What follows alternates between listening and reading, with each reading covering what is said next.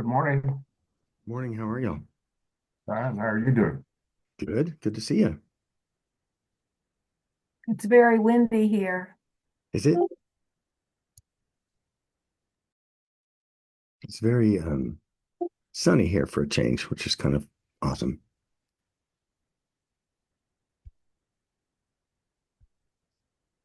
Of course, we're all sort of stunned by yesterday's events Which thing? at the White House. That was pretty disgusting. Yeah, I gotta say that was pretty awful. A new low. Hmm? A new low. I agree. I agree. So I think it will get lower. Oh yeah, it can always get worse. That's the thing to cheer up about.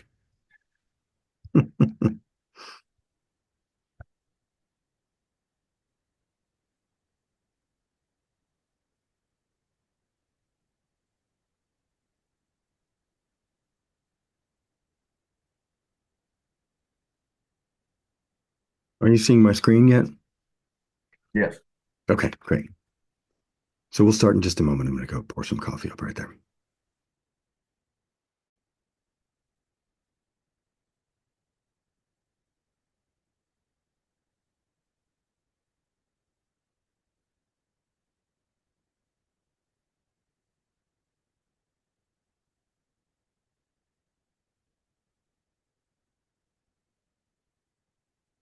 Good morning, Aaron.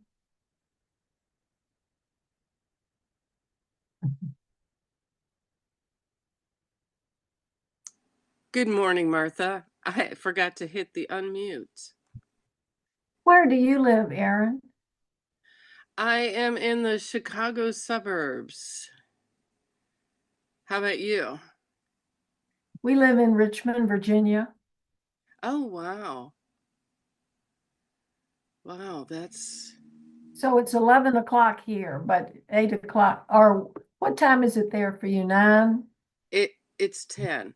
10? Mhm. Yeah, Central Time. Mhm.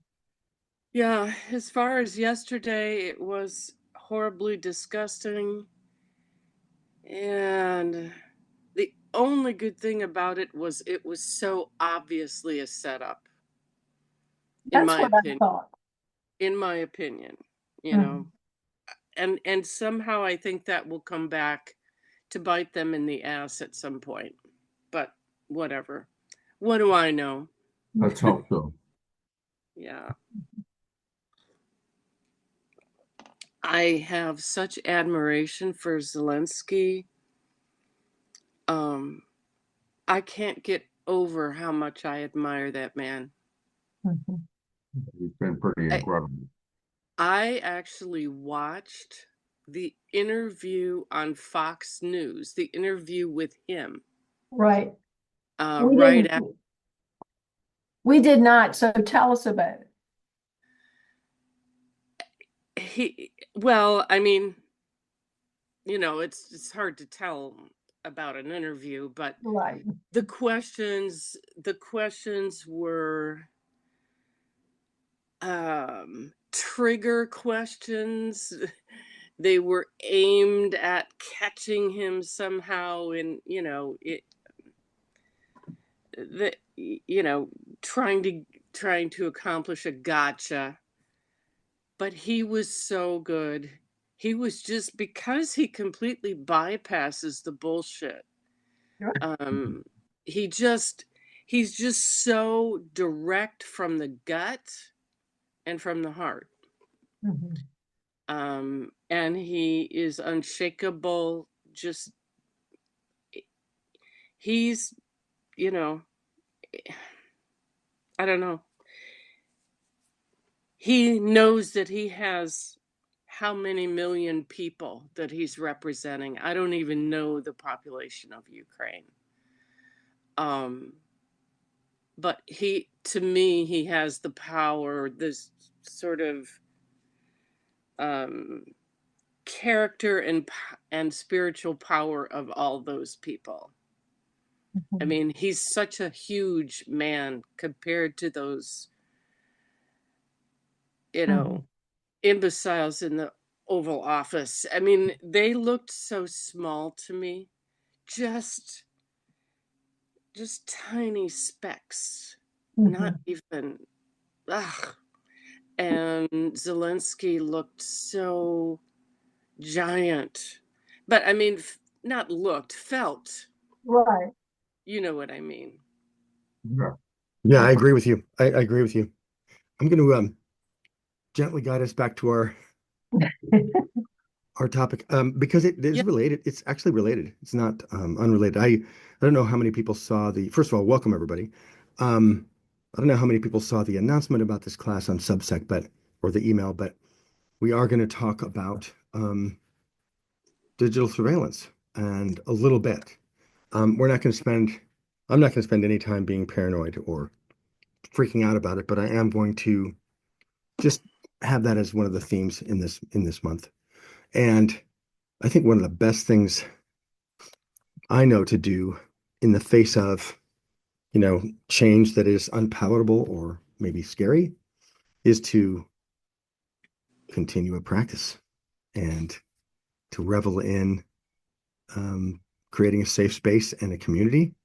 So I put this piece of graffiti up. This is a photograph from a bike ride I did right before we moved up to Portland. It was the last bike ride we had in the Bay Area, and there was this beautiful um, sort of grotto of like weird old cement works, and somebody had been squatting in this building. It was like it was almost like a little pillbox, but it was along the ocean, along the bay in Oakland, and there were all these like olive trees and all these different scrub plants are growing around there, and then inside it, along this in the cement, there was just really gorgeous graffiti paintings, beautiful paintings, and this is a highlight of one of them that I thought was really fun.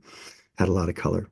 But I also just kind of wanted to reflect the anxiety that's around when we think about, what Musk is doing with, sending these nasty emails to federal workers and just Uh, kind of an Anne Randian thing. Anyway, so here's what I wrote in my email, and I don't want to spend too much time on this, but you know, we've been in a state of surveillance capitalism for a while.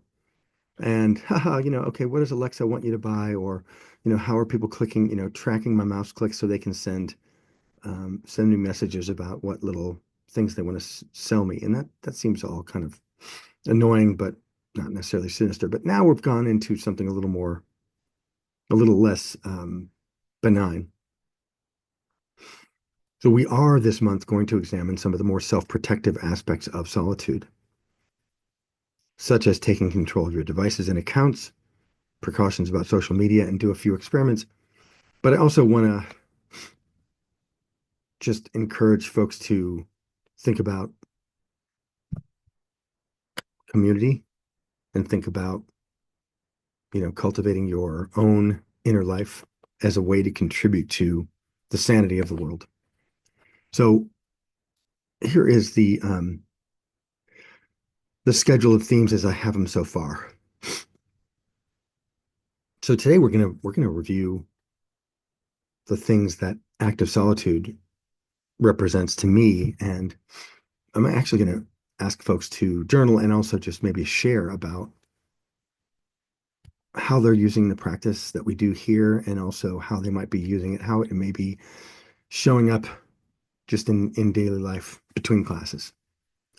Um, so we're going to kind of review today. We're going to review some of the things that, the basics of what active solitude is, um, the reasons that I put this class together, and some of my some of my hopes for the people who join this class and participate in this activity with me, because um, I in just putting it into words and sharing it with folks, I've learned a huge amount about what it is, what I think it is, and what it means to me. And I've also sort of been able to watch people go through it and take up parts of it and then kind of retreat from some of it and embrace some of it. So we'll talk about that. And what I would kind of like to encourage you folks to reflect back to me what your experience is like. And then next week we'll start talking about problems with surveillance. Once we've kind of grounded on like, hey, we have a place to go. We have a thing to do. It's not the only thing, but it's definitely a way to, curate the contents of your mind, um, take care of your energy, look after your consciousness a little bit, and make sure you have continuity no matter what chaos is going on the outside. So problems with surveillance is when we'll talk a little bit about what I know about this and what, nobody knows everything, but there's some things we can say about how things have changed and why this stuff matters. And then the third topic on March 15th will be about unplugging the robot. So um, this has to do with some thoughts I've been developing about what it means to, you know, consider the place of technology in the landscape of your life. And um, this class does represent literally an active response to that question. Like, what do you do?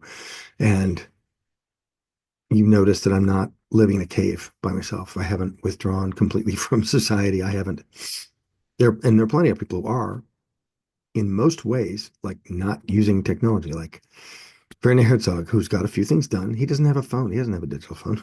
He doesn't care. I mean, not all of us can afford an assistant, right? But he just doesn't care. He just like don't have a phone. No, why would I need one? I have a calendar. I write things in. That's it. Thanks.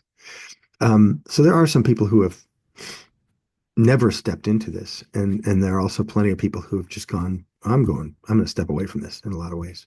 So we'll talk about unplugging the robot, right?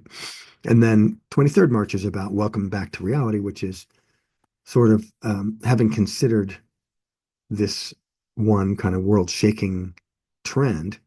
Um, what are the things we want to choose to actively engage with that surround us every day?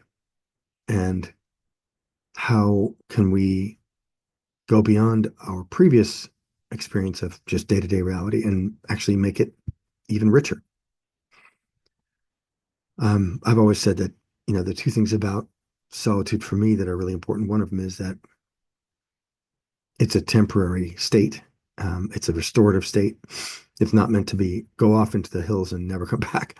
You never know what's going to happen if you go off into the hills or if you go off into solitude. Maybe you won't come back, but likely the plan is to come back and re-engage with the world. And it's really great to do that a little bit every day, to disengage and then come back. And it's really great to do that for periods of time, a little 3 day weekend or something. And sometimes it's inevitable. You have to go away or you have to withdraw in certain ways because some life event happens, right? But welcome back to reality is about sort of using the things we cultivate in this practice to make a conscious decision about what parts of our daily reality we want to engage with, and then maybe spending a little time even on how we want to pay attention and how we want to contribute, how we want to reflect back. And one more thing about welcome back to reality, we're going to talk about the mirror a little bit and how it's kind of absurd to have a physical mirror. We use the word mirror for something that reflects back to us what we can see, but we'll be thinking about various ways that the pattern of a mirror shows up in life and how we can maybe consciously reevaluate what kind of mirrors we look for.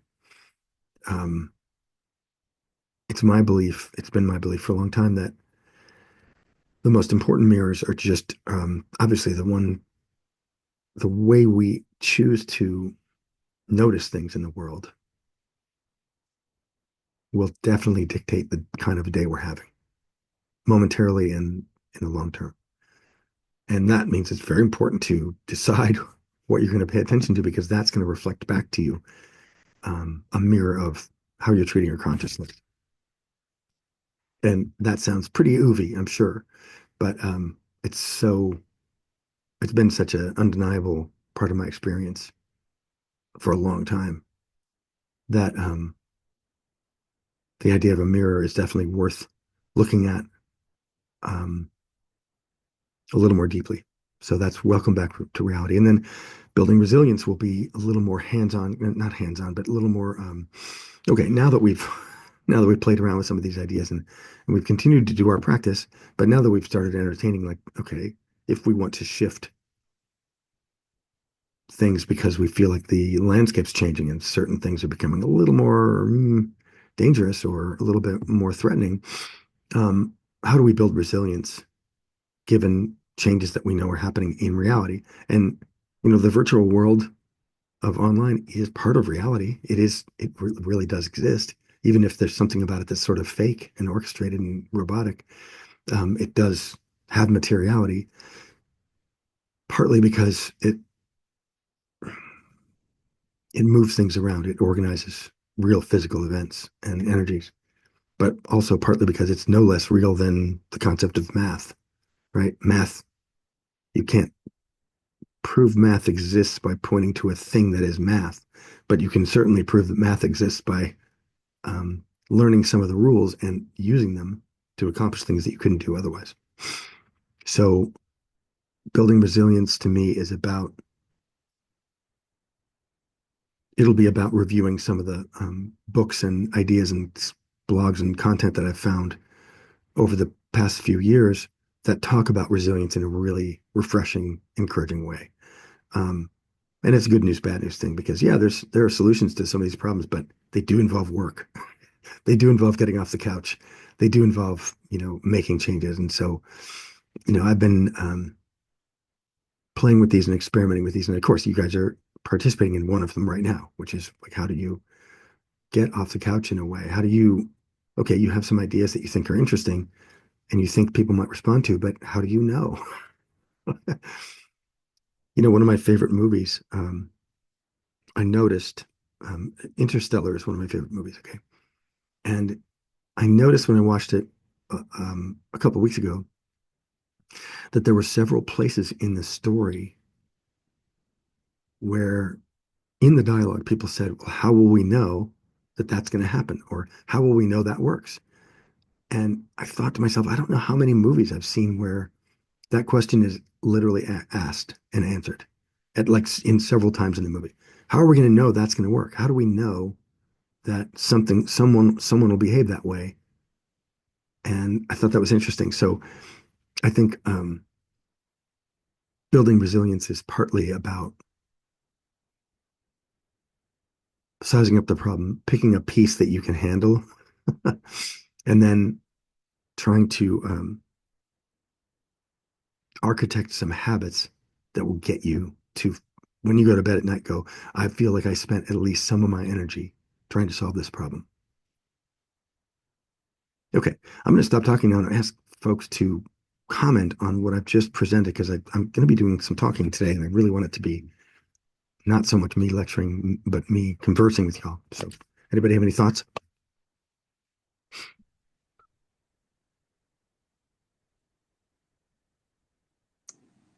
I just basically like the idea, Matt. I have had, sort of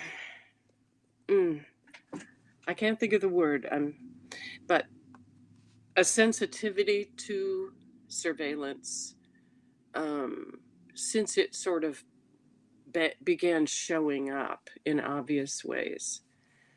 And in a way, I've sort of been a doomsayer, like, no, no, no, no, that's not good. It's not good to have, cameras at every intersection. I remember when that started, that's when I was like, this is the beginning of the end. I was, really freaked out. And I do love the idea of building resilience, unplugging what you can and building resilience. Um, so yeah, I think this sounds like a good journey. like Great. that will Thanks. benefit all of us.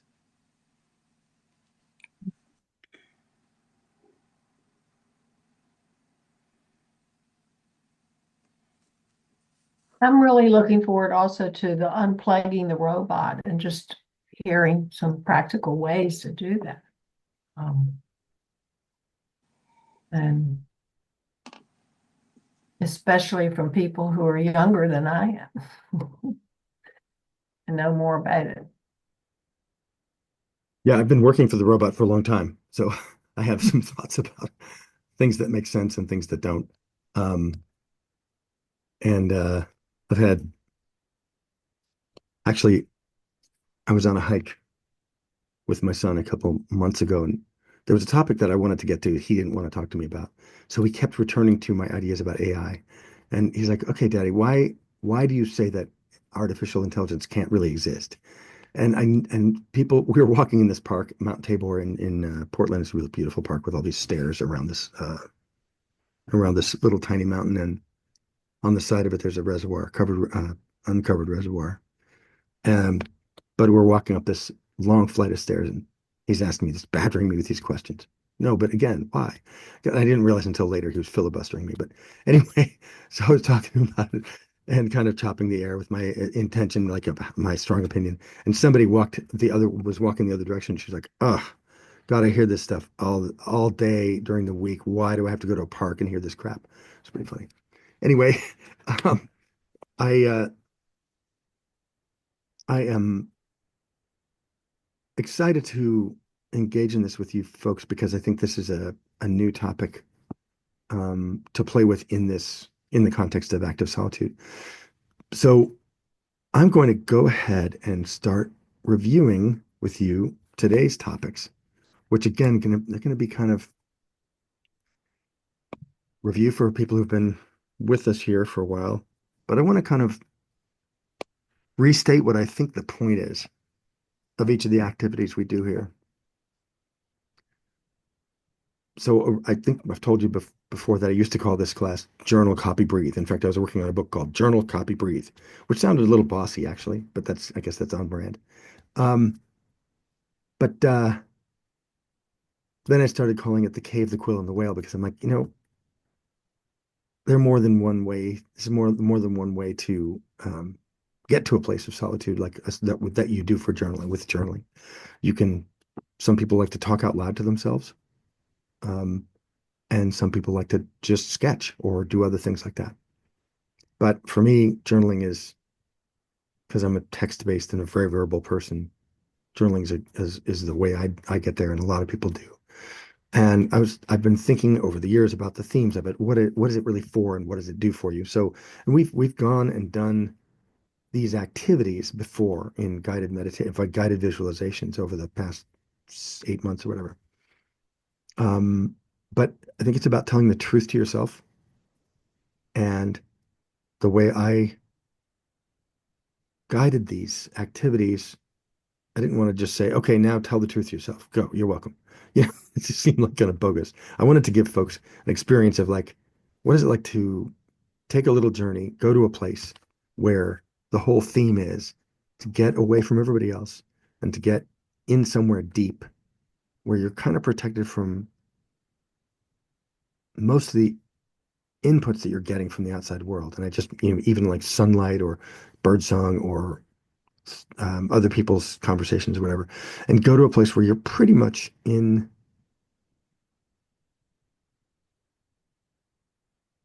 companionship with your mind in a quiet way. And that's the way I kind of set up the cave meditations, the cave visualizations. And that I kind of brought people through that a little bit at a time in installments.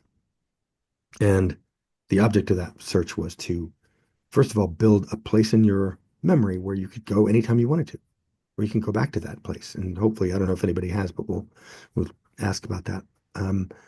But also where you could spend time with yourself um, without having to answer to anyone. And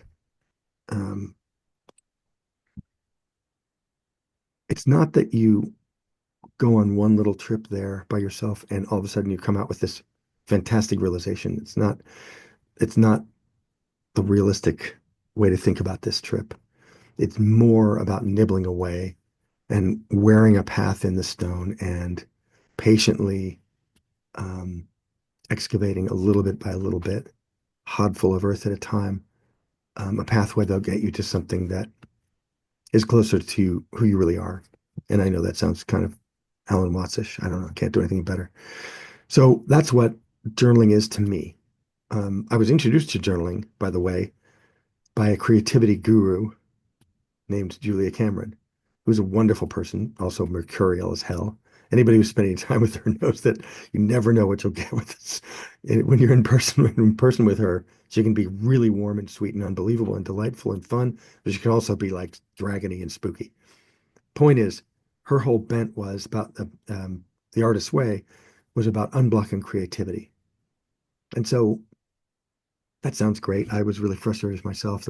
I had at that time I encountered that class. I thought had been a songwriter and then I wasn't writing anymore. So I took her class and produced a bunch of finished songs that summer, like an amazing number of them. And I felt like, oh, that's great. That's a solution there to that problem of wanting to make stuff but not really knowing how and getting distracted or getting blocked or whatever, feeling like you're prevented from doing it. But to me, whipping yourself into a greater state of productivity is very nice. And of course, the corporate world loves that idea. Like, oh, hey, we'll give you a little of your own solitude, and then you can be a better contributor to our corporate project. Like, yuck, right? That's it, it's you don't see that right away, but that's kind of a little bit sneaky, right? So I'm talking about truth, and I know that truth sounds a little bit grand or a little arch for me, but that's what I feel like the journaling exercise is about for me. So it's not necessarily about producing more things, more widgets, more songs, you know, achieving some greatness or notoriety or anything like that. Um, but it is about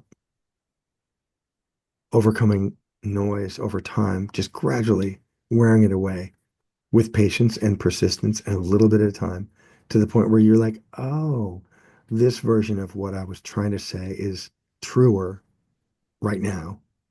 And I can be a little bit less full of shit than I was last week or last month or last year. Wow, that feels pretty good. That feels like, regardless of what your ultimate project is, that feels like worthwhile time. Spend 20 minutes a day doing that. Yeah, that's a pretty good investment. And of course, in there's also like problem solving and breaking things down and planning and prioritizing. All the executive functioning stuff happens in that journaling space for me too. But that's journaling. So the second one, practicing new ways of apprehending beauty. Now, my activity that I do is copying from what I call old growth books. Old growth books are not um, trade paperbacks at the library or at the bookstore in the airport. The 4-hour work week by Tim Ferriss, that kind of stuff. No, this is about old growth books that contain refined thought, mostly in memorable speech. That's memorable speech is the best definition for poetry I ever heard. And it's because it's beautiful because it's two words, memorable speech. What a beautiful way to describe poetry. Um, and so a lot of what we copy, well, most of what we copy is poems. Um, because if somebody's written it down in verse, it's likely they've heard it out loud and they've said it a bunch of times, and other people have repeated it and found it worth repeating, worth remembering. But the copying practice also involves allows you to practice listening more slowly, and the reward of that is crazy. It's hard to calculate how good it is to notice that someone else is talking and you're not talking, and you also don't hear yourself coming up with a rebuttal or interrupting them or anything. You're actually listening to what they're saying before you try to formulate a response or a snappy answer or a riposte or anything like that. Another thing that copying does is enable me to take in fresh ideas.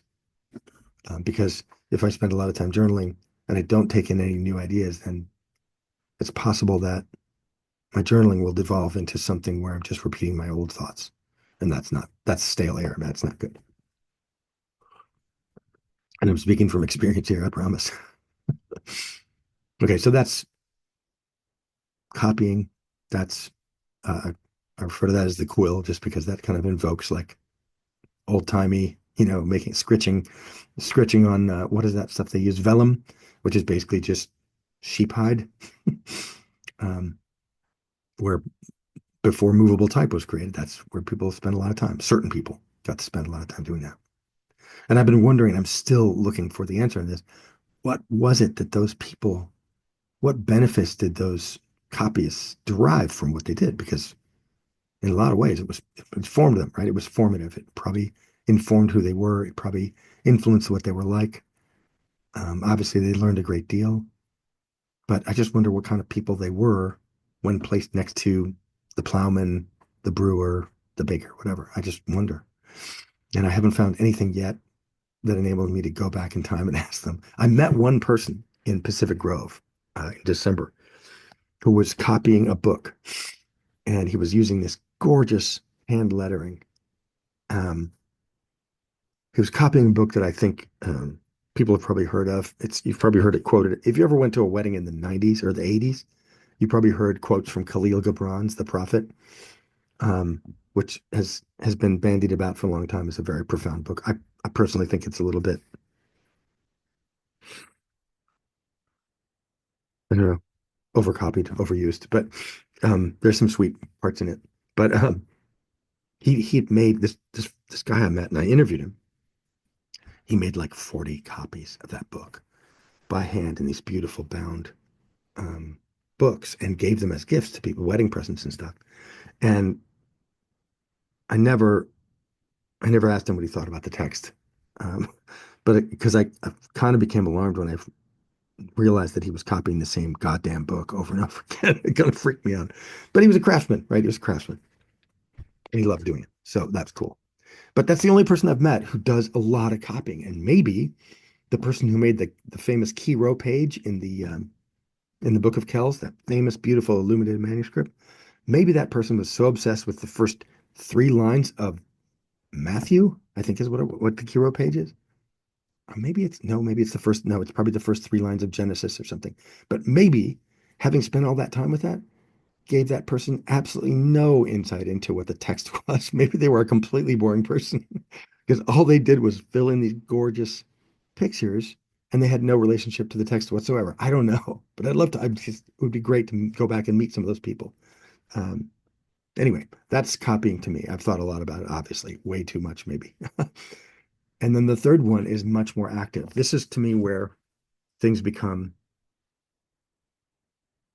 this is kind of where things become more, potentially more colorful and you get more of a chance to go from thought to action. Because relishing the freedom of breathing is really what doing breath work is about. It's not about toned abs or changing your metabolism or improving your athletic performance, although it can do those things, um, or holding your breath because you're in a movie like the Avatar. I heard that Sigourney Weaver and her husband both took this breath training, where they basically became freedivers and they could hold their breath for several minutes at a time. And she was required to do it because of these long takes in this movie, in the Avatar movies, which I can't believe anybody watches, but um, because I hate water and I don't like special effects.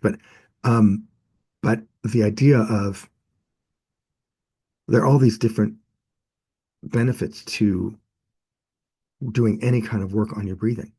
And most people in the West, we kind of don't really do it. I mean, if you're singing in a choir, you're doing breath work, right? That's great. If you're doing some kind of aerobic work or walking, you're sort of doing breath work, right? But to explicitly focus on the way your breathing works is something that we don't mostly we don't have in our traditions. It's kind of tucked away and hidden under other stuff. And so I spent, what was it? Was it November I spent on breath? I think it was November or December. Yeah, it was November. Okay, sorry. In November, we spent some time looking into different breathing practices, and a few people said that Tumo felt a little too aggressive or too intense for the morning, but the other ones, the more box breathing and a couple different things, um, I think gave me an appreciation for how much that can contribute to your life, to your physical life, to your mental life, to your emotional life. And so it made me really happy reading that book, James Nestor's book, Breath, the New Science of the Lost Art. And I'll continue to refer to that book from time to time. Um, is the place where the underlying themes of observation, truth, beauty, intent can be woven into the will. That's the breathing is where that stuff gets woven together. And God, I'm talking the entire time. We're going to journal in a minute, I promise. Um, but um, when I thought about what breath work really is, it became clear to me that eventually that it's about freedom. It's about experiencing freedom. And so this goes back to the question of being in a surveillance state. Okay. This is one thing you can really think about. You tell the truth to yourself. You're scritching on your pen with your handwritten notepad and your pen. That cannot be surveilled. Okay. That's pretty good, right? And copying something down from somewhere else, as long as you're not tapping on a keyboard, nobody knows that. Jeff Bezos can't sell you something when you're writing something down on a piece of paper. Okay. And when you're enslaved by fears of what people are going to do to you or what is happening in the world, um, you can experience this simple freedom of breathing and realize that nobody's telling you that you have to do it this way. You can do it however you choose to. Okay. Now I'm going to ask you questions. And these are going to be in the form of journaling prompts. Hang on, I have to refresh my screen here. There we go. So first we're going to journal, and then folks are going to talk about what they journaled, okay? And then I promise we'll do some breath work too. So please crack open a pen, get your pen out, start journaling. You can write on any of these or all of them. You can just write the first question on the top of each page and do 3 pages. But let's go now and start writing, and let's take 10 solid minutes to write. Okay.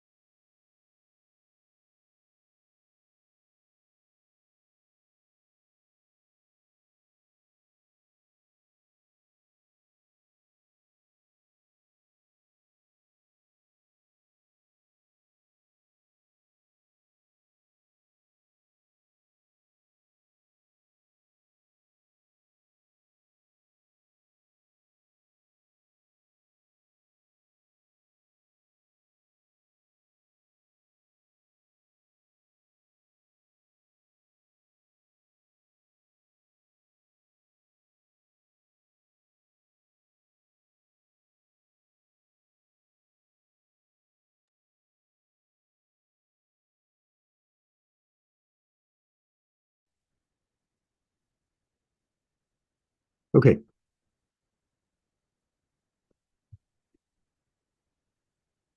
So I'd like people to, if you feel like it, unmute and talk a little bit about what you journaled just for a moment. If anybody has any thoughts, anybody maybe we haven't heard from today yet.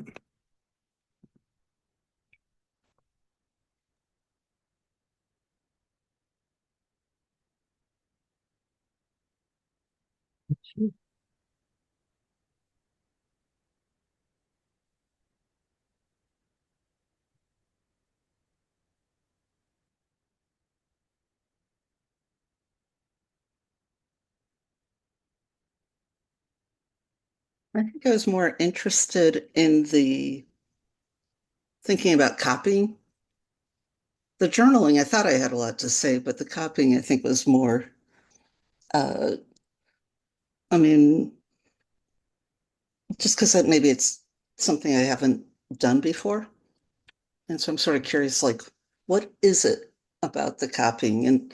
And I mean, for me, part of it is I always like being when people read out loud. And but I feel like I don't know how much I'm so used to seeing poems in the context of a class where you're supposed to sort of perform and show that like you can pick out the themes or you can see something beyond what you're being shown. And this whole sort of and that's valuable. I still do it a little bit, but I feel like in a way I'm just having I don't know if it's a more authentic experience of the poem where I'm just more in the moment with it and just sort of like, oh, I wonder why they said that or what, where's this emphasis? And um, so yeah, you just sort of get the impression of it and um, that there's also like a rhythm to it when you're writing. So anyway, I find it, sort of like a nice time out of sort of the daily, etc. Yeah. Yeah. Yeah, I like that. That's good. Thanks. Well, that's good. I want to put people on the spot here. I'm going to go to, we're low on time now, so because I blabbed so much, so sorry about that. But I am glad to kind of re-center on some of these themes. I'm going to go to the next thing. I have a better copy of this. Hang on a second there. Boom. I took my journaling time and actually copied this down. We're going to copy a poem by a bureaucrat, by a Chinese bureaucrat from what the 8th century CE in honor of bureaucrats who are possibly jumping out windows right now or just experiencing extreme dread. Um, this country has a lot of wonderful things because bureaucrats sit in their ass getting hemorrhoids, drinking shitty coffee, and doing boring jobs that they go home and go, God, I'm so glad I don't have to do that all night. Um, and I've been a bureaucrat on and off, not a government bureaucrat, but I've known some. And a lot of them are very fine humans who could make more money doing other stuff and probably will if they wind up with their, name on the wrong list somehow. Okay, this is called After Collecting Autumn Taxes. This is probably a poem you have not encountered. I'm willing to, raise your hand if you've luxuriated in this fine poem before. Probably not. Okay, so this is by Po Shuang, um, translated by Arthur Whaley. So I'm going to read the whole thing, and then I'm going to read it line by line, and it shouldn't take too long. From these high walls, I look at the town below, where the natives of Pa cluster like a swarm of flies. How can I govern these people and lead them aright? I cannot even understand what they say. But at least I am glad, now that the taxes are in, to learn that in my province there is no discontent. I fear its prosperity is not due to me, and was only caused by the year's abundant crops. The papers that lie on my desk are simple and few. My house by the moat is leisurely and still. In the autumn rain, the berries fall from the eaves. At the evening bell, The birds return to the wood. A broken sunlight quavers over the southern porch, where I lie on my couch, abandoned to stillness.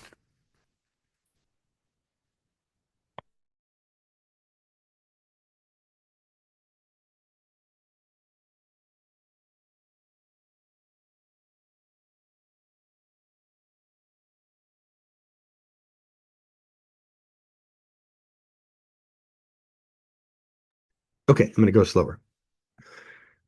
From these high walls, I look at the town below, where the natives of Pa cluster like a swarm of flies.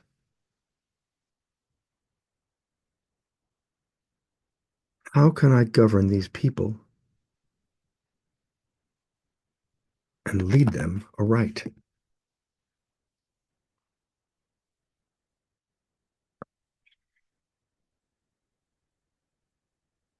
I cannot even understand what they say.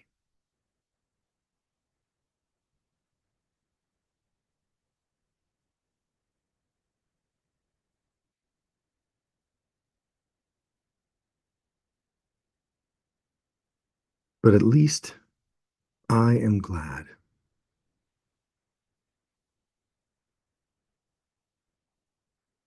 Now that the taxes are in,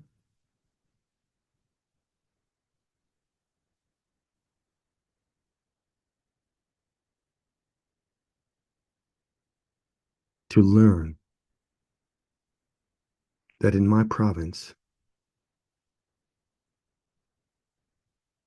there is no discontent.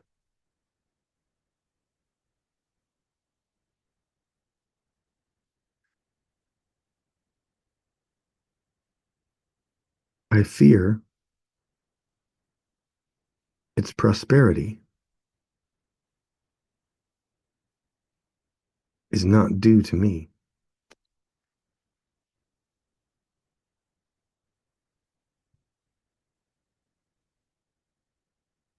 And was only caused by the year's abundant crops.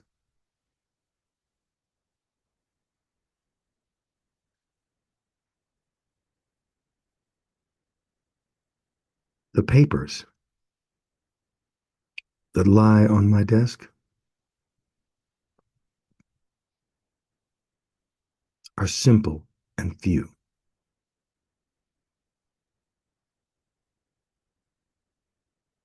My house by the moat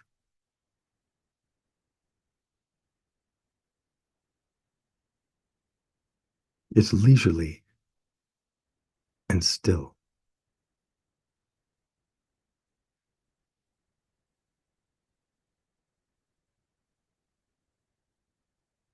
In the autumn rain, the berries fall from the eaves.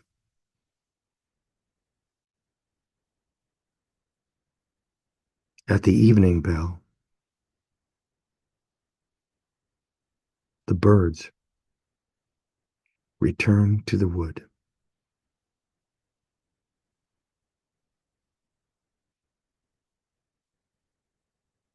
A broken sunlight quavers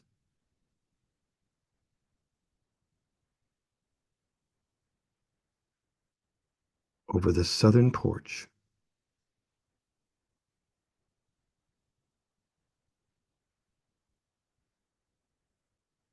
where I lie on my couch, abandoned to stillness, to idleness, sorry.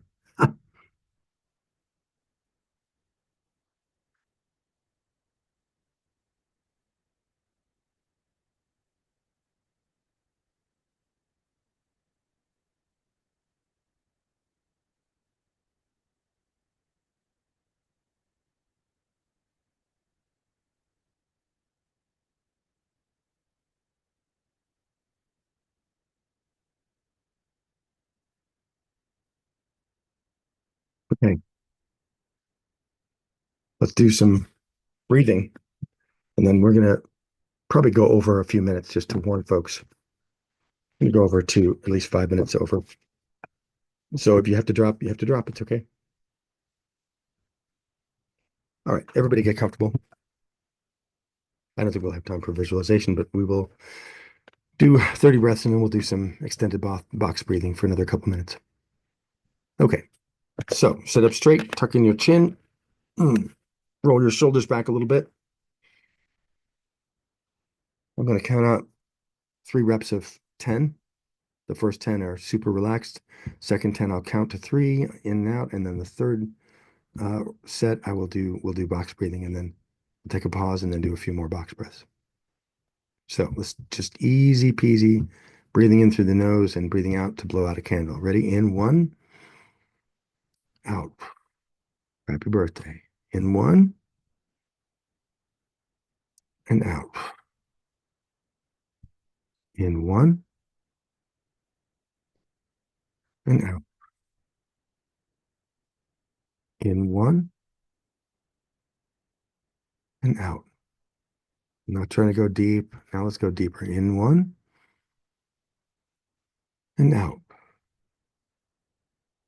No big deal. 6 in 1, and out. In 1, and out.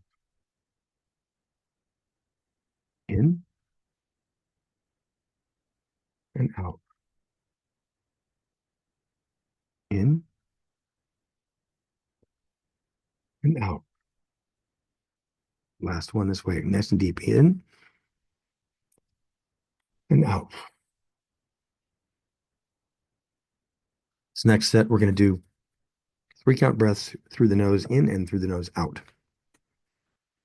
Here we go. Ready? In, 2, 3, out, 2, 3. Let it change your posture. In, 2, 3, and out, 2, 3. Nice and steady. In, 2, 3, out, 2, 3. Make it last as long as you can. In, 2, 3, and out, 2, 3. Nice and steady. In, 2, 3, and out, 2, 3. Now go a little deeper. In, 2, 3, and out, 2, 3.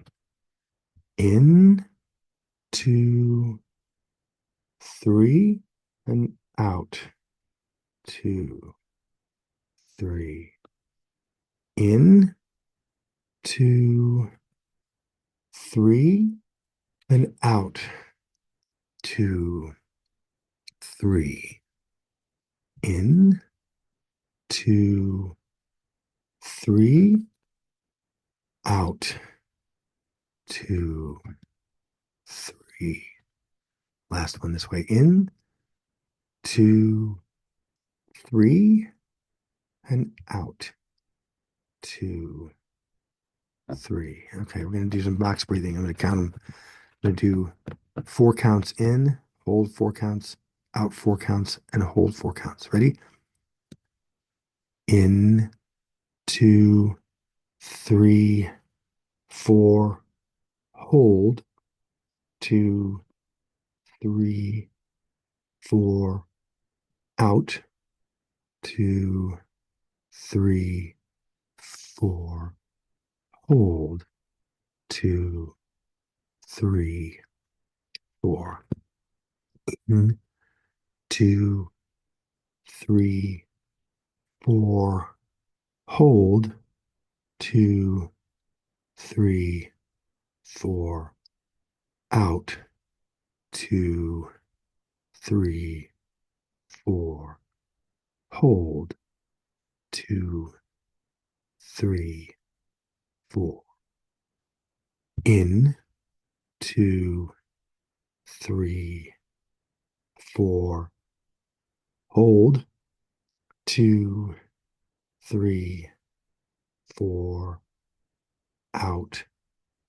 2, 3, 4. Hold. 2, 3, 4. In. 2, 3, 4.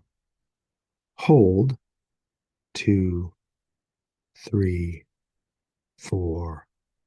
Out. 2, 3, 4. Hold. 2, 3, 4. In. 2, 3, 4. Hold. 2, 3, 4.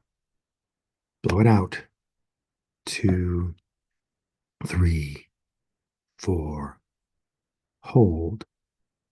2, 3, 4. Breathe in. 2, 3, 4. Hold. 2, 3, 4. Out. 2, 3, 4. Hold. 2, 3, 4. In. 2, 3, 4. Hold. 2, 3, 4. Push it out. 2, 3, 4. Hold it. 2, 3, 4. In. 2, 3, 4. Hold. 2, 3, 4. Push it out. 2, 3, 4. Hold it out. 2, 3, 4. In. 2, 3, 4. Hold it. 2, 3, 4. Push it out. 2, 3, 4. Hold it. 2, 3, 4. Last one this morning. In. 2, as deep as you can. 4. Hold it at the top. 2, 3, 4. Push it out. Steady. 2, 3, 4. Hold it out. 2, 3, 4. Let it go. Breathe normally. Keep your eyes closed if you can. Just a few breaths through your nose and in and out through your nose. And we're going to roll it off here. I want to thank you all for joining. It's really exciting to take up these new topics, but mostly we're going to be in response to whatever is freaking us out in the outside world. We're going to do exactly what we've been doing every Saturday, because in a way, there's a line from, I don't know if you've seen, if anybody's seen Lawrence of Arabia, but there's a time when the generals are talking, the British generals are talking about what to do about this crazy guy who's gone mad in the field and started doing all this sort of Kurtz-like behavior. And one of them says, "You're not going to just do nothing." And he says, "Why? It's usually the best thing to do."